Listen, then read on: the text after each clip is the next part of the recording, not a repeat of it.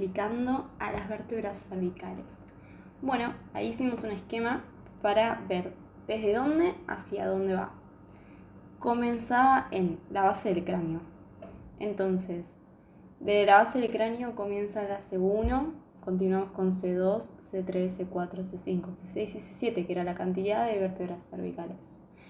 En C1 y C2 tenemos que son vértebras atípicas y, como habíamos dicho, reciben su propio nombre, lo que conocemos como atlas y axis. Ahora lo vamos a ver en un esquema. El resto son atípicas. Son típicas. El C7 tiene un asterisco. ¿Asterisco por qué? Porque muchos toman esta vértebra como atípica. Lo que cambia es la apófisis espirosa, que es más larga que las demás y no es bífida. Entonces, que tiene característica muy similar a las torácicas. El tema es que acá hay una transición, porque como vemos, luego debajo tenemos las torácicas. Entonces, se van a ir modificando cuando haya una transición. Sin embargo, en los libros la toma como típica. Las que son atípicas en las vértebras cervicales son C1 y C2. Cabe destacar que ahora vamos a ver cuál es el proceso espinoso, cuáles son las características, por qué mencionamos que la C7 pierde su característica bífida, que es la división, como podemos ver en el esquema de al lado. Así que ahora vamos a ver eso. Antes de continuar con la explicación del esquema extraído del libro Moore, lo que vamos a ver es por qué pusimos con color turquesa esas líneas.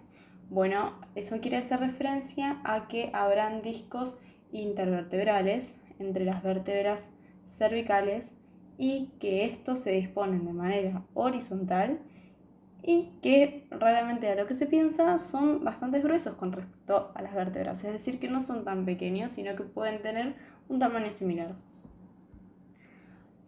También hay que saber que la disposición de estas vértebras y además sus características nos permiten realizar varios movimientos de la región del cuello. Bueno, ahora vamos a proceder a explicar las características típicas de la vértebra cervical.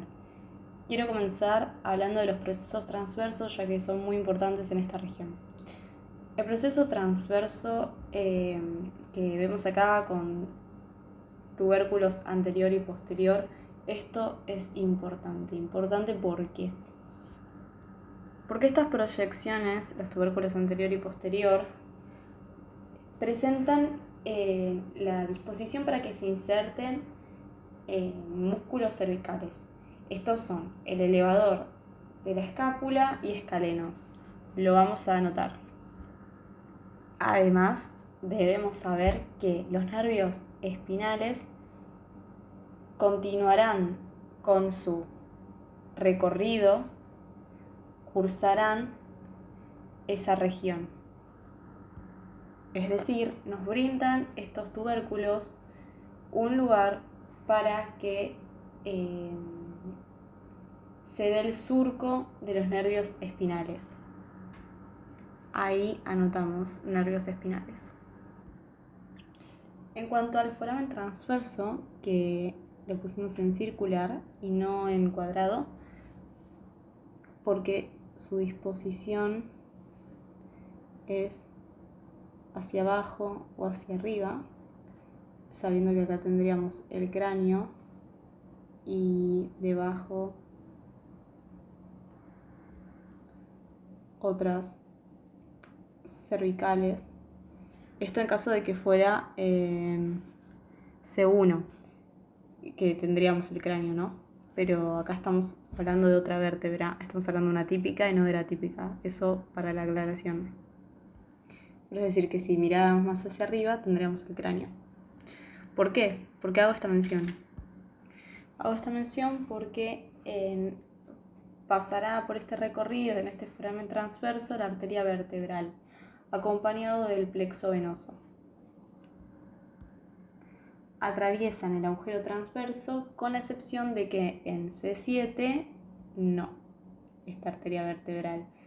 O sea, no pasa por un agujero transverso. Debemos recordar eso, que foramen es similar, es el sinónimo de hecho de agujero. Por eso algunos toman C7 como atípica, ya que estamos viendo ya que tiene dos características que son distintas: su apófisis espinosa y además el foramen transverso.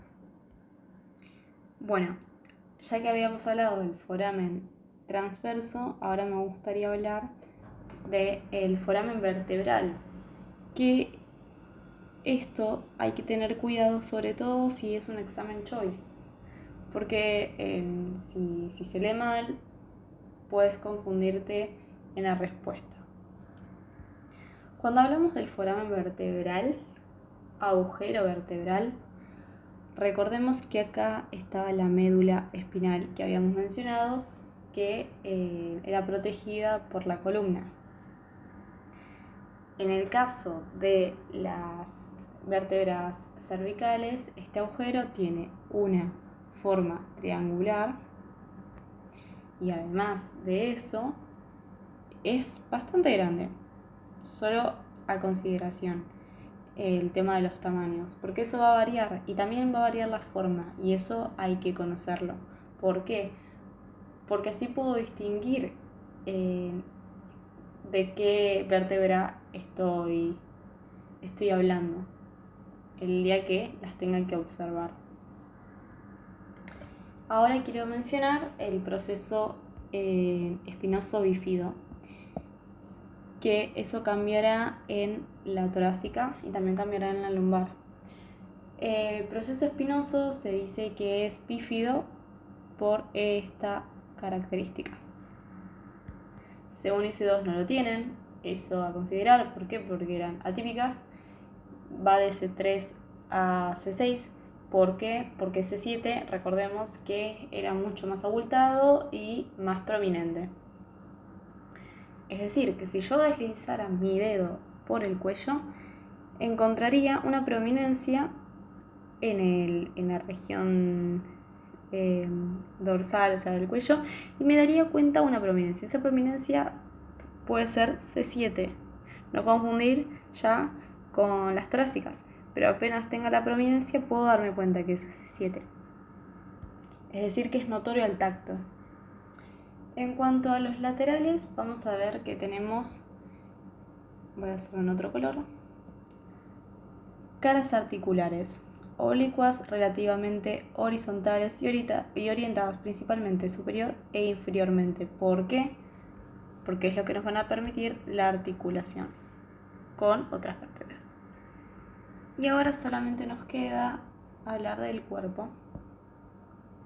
Esto que vemos como proceso unciforme, uncus, del cuerpo vertebral. Bueno, acá tenemos al cuerpo,